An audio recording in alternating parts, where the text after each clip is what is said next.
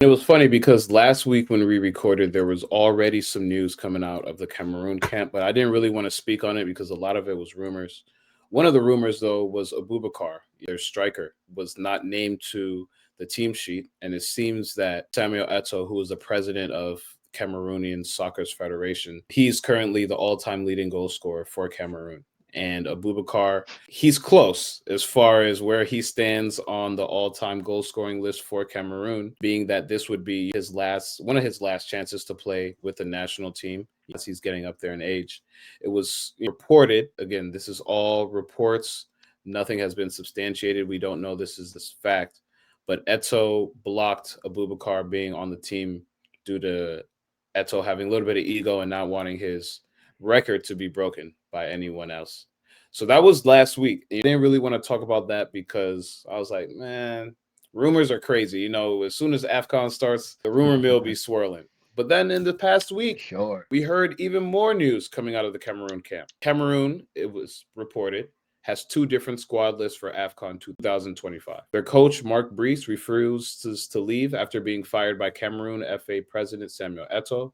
Apparently, because he was hired by the Ministry of Sports, he insists that he hasn't been dismissed. Eto'o himself hired a new coach, David Pagou. This is yesterday.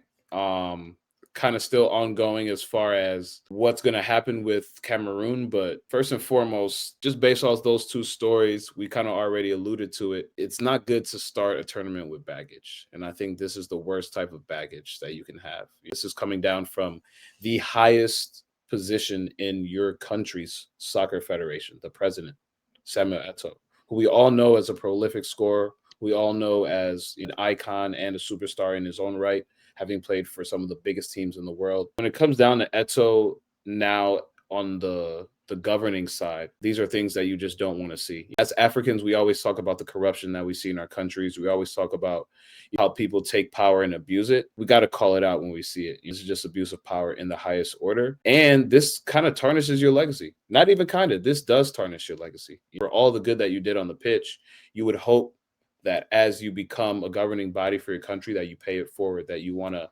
embrace everything that you've done, but give to the game. And this is taken away from the game.